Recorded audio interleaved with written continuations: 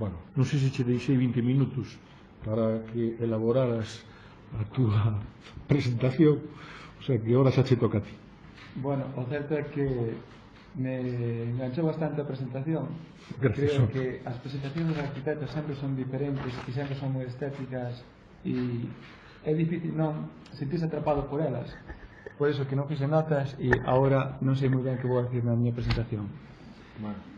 Me resoan, pero enganchando coa túa, me resoan unha serie de palabras na cabeza continuamente, que era integración, integración, integración. Non sei cantas veces a repetiches, pero unhas cuantas. Por eso, a medida que vou escutando esa palabra, esta é a terceira vez que cambio no día de hoxe a presentación que vou facer agora, porque pola mañá iba a facer unha presentación PowerPoint, depois dixen que non. Despois dixen, bueno, vou ler unhas notas, poño unhas notas e leo unhas notas. Agora, escoitando a Alberto, decidín que non.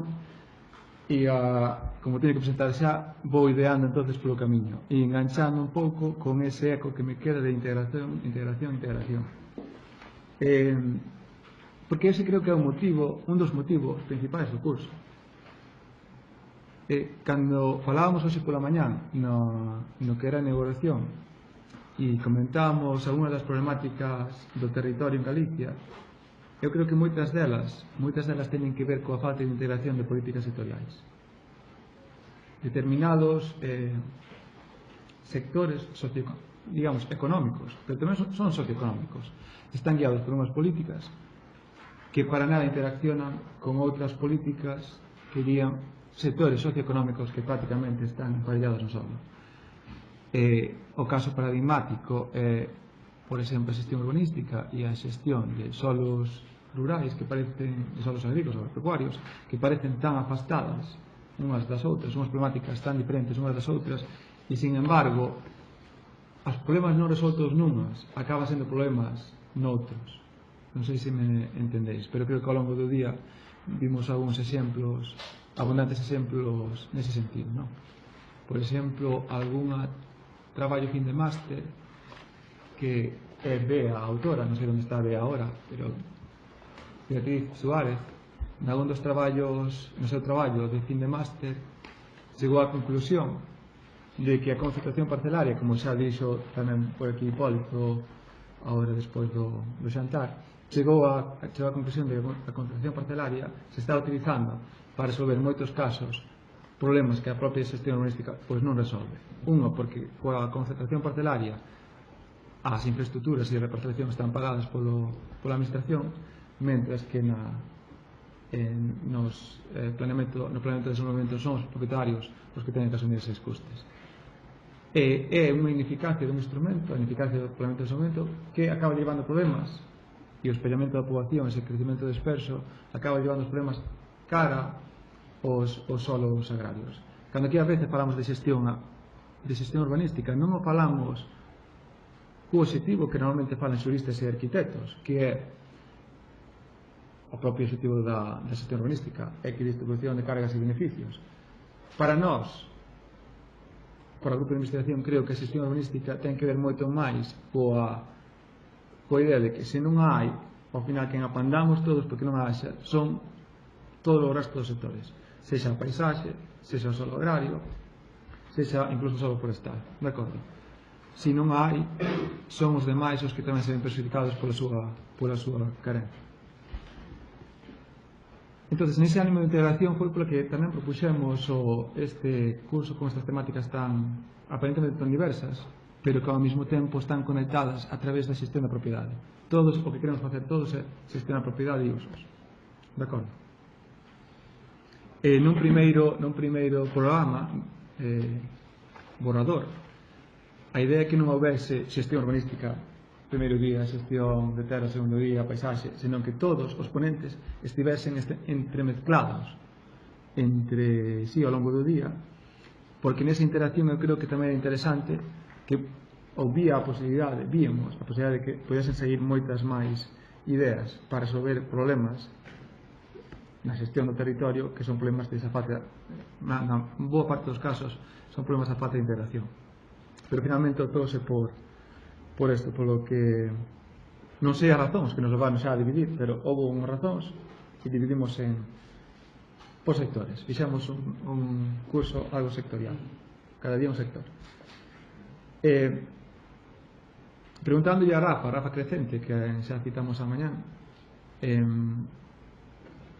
porque este é o terceiro curso que fai o grupo de investigación. Os dous primeiros os fixo el alá a finais da década dos 90, o sea que xa hai máis de sobre 15 anos. Preguntando por documentación, porque eu tampouco nunca fora a un curso de verán, non sabía moi ben como era, ver como se fan e que é o que ten que ter. Entón preguntei por documentación e mandoume todo o que tiña. E nesa documentación había xa naqueles tempos, no ano 98, había unha carta a José Luis Dalda, que era invitado, Juan Luis Dalda, que era invitado ao curso de verán. E na carta me sorprendeu unha que era unha carta, non había correos electrónicos daquela. Entón, lle mandaba unha carta estimado Juan Luis, ou estimado Luis, creo que decía, e a última frase acababa: pienso que puede resultar enriquecedor si todos hacemos un cierto esfuerzo de ver las cosas no solo de nuestra especialidad. Xa hai máis de 15 anos, eu creo que esa era unha teima do propio grupo de investigación. Cando eu me incorporei ao grupo, era uns 5 anos xa, un dos primeiros traballos que teñen que facer, que me encargou Rafa, foi analizar en toda a normativa europea cando aparece a palabra integración en toda a normativa europea que fai relación ao territorio, que ten unha implicación co territorio, non? Que ten unhas implicacións territoriais. Cando aparece a palabra integración, pero non integración, senón era moito máis concreto, era para que pudésemos ter toda a familia de palabras que facían referencia á integración. Eu, claro, lle dixen, como que toda? Eu xa sabía un pouco máis ou menos o que producía Bruselas, eu dixen así, toda. E ele creo que me dixera, nada, ti non me entendiches. Cando digo toda, fixe un círculo moito máis grande. Despois ainda me lembro que non miraron o marco, a directiva marco da auga, porque isto non ten nada que ver co territorio, entón non miro, e ele me dixera, non, isto tamén hai que mirar. Nese análisis que a mí se me parecera, eu non sei por qué, pero xa e sentía que gran parte dos problemas, incluso antes de comenzar a traballar no grupo, que tiñan que ver con esa falta de integración. Cando falamos de fragmentación da propiedade, non só falamos da fragmentación do uso, sino que temos unha fragmentación social a hora de usar a propiedade. Nada está integrado. Vamos polas Rías Baixas e tanto de haber un maizal no coche, ves un eucaliptal, ves un chaleco en piscina e despois a repetir a secuencia, ves un polígono industrial. Bueno, algún diría, eso está todo moi bien integrado, está unha mezcolanza, pero creo que é o resultado de falta de integración de políticas que teñen incidencia no territorio. Falta de integración e falta de división, non é? Política. De que é isto da ordenación territorial, da ordenación urbana, non? Cando non é unha prioridade por parte de ningún goberno municipal ou por moi poucos, ni siquiera a nivel de goberno autonómico moitas veces, a consecuencia é esa que ti acabas de dicir. O sea, cando se aprobaron as directrices de ordenación do territorial? Moi ben, pero tamén hai que dicir, este já é outro debate. Bueno, sí, é un debate. É outro debate, pero tamén hai que dicir que con directrices de ordenación do territorio probablemente as cousas van a seguir igual moito tempo. Posiblemente, digo que non. De acordo. Entón, nesa falta de integración, xunto con algúns do grupo que tamén teñen esa inquietude e teima, cito a Jaime, colaborador de Alberti en Planeamento e colega de batallas, porque eso son batallas, Planeamento é unha batalla.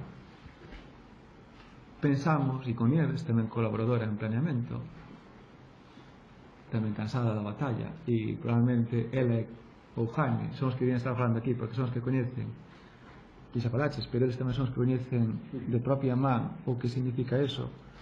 Os investigadores sempre viven mellor, é certo.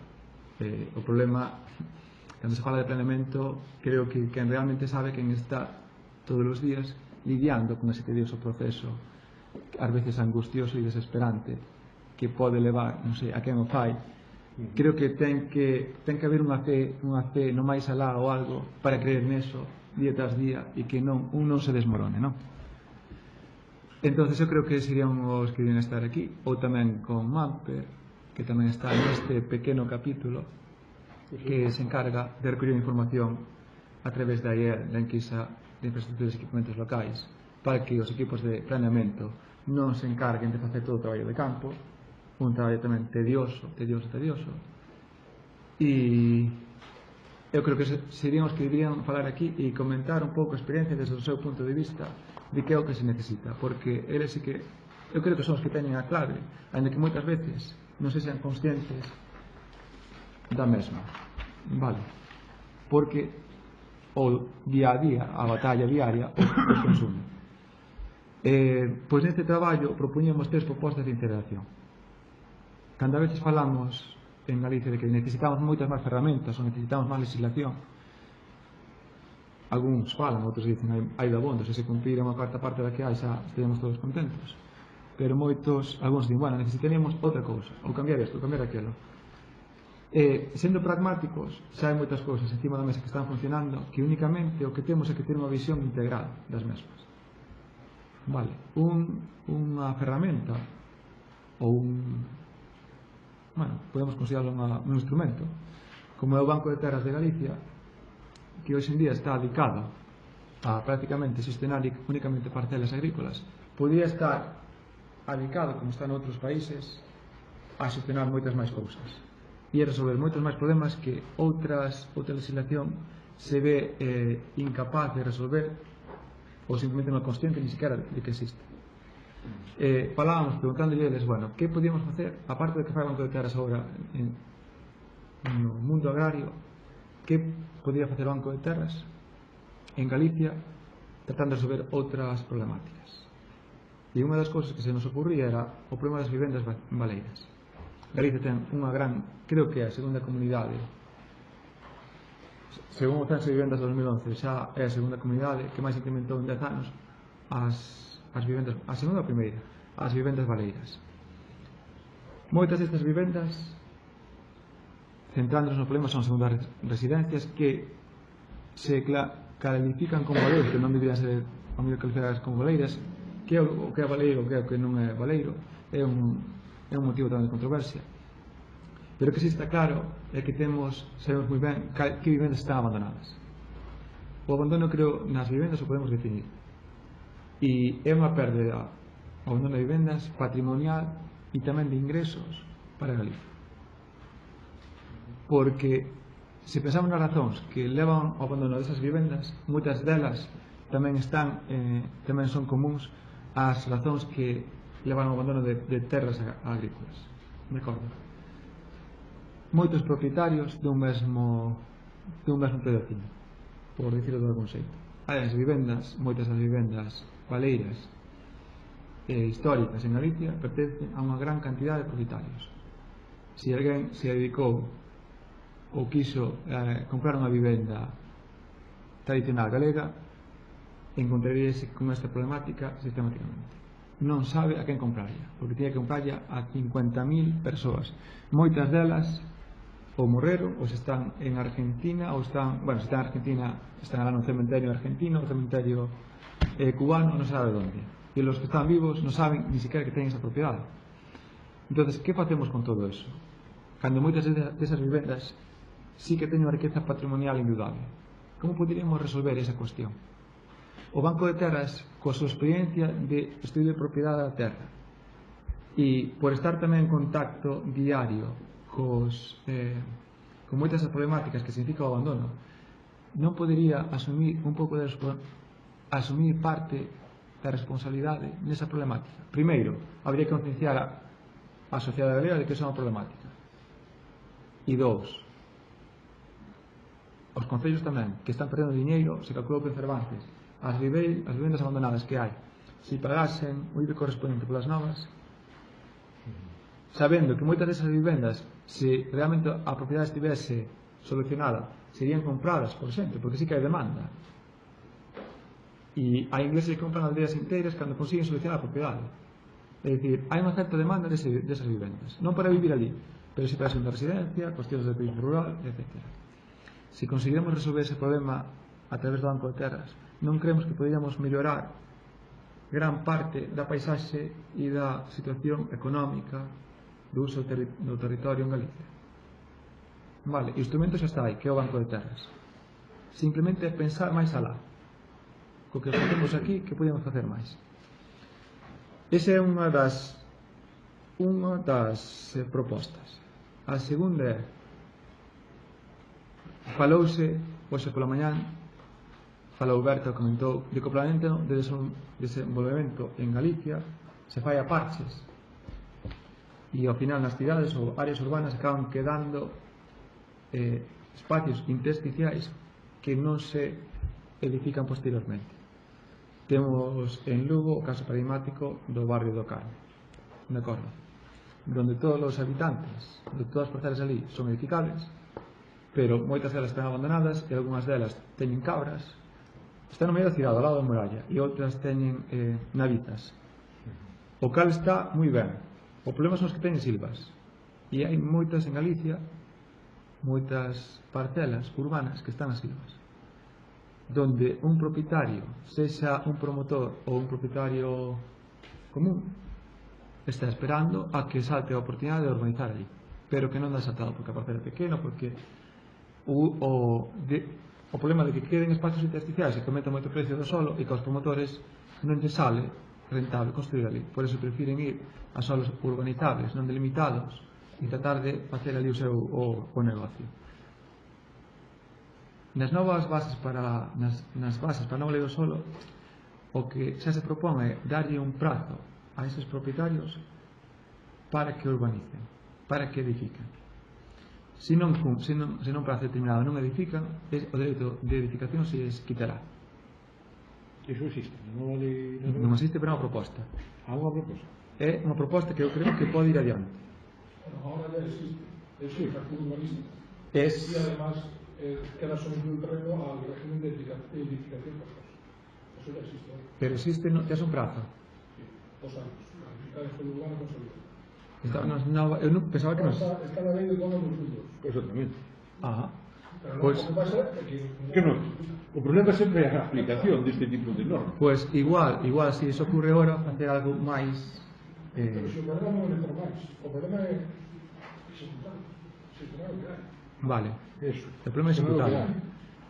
Aparte de executar o que hai, que por unhas razóns ou outras non se dá feito, e todos creemos que agora vai ser difícil facelo, na situación que estamos, non resolvemos o uso desas parcelas, porque vai ser difícil que nos próximos anos se faga. Entonces, que facemos con eso? Se quita o dereito de propiedade, é dicir, se quita o dereito, se es propia.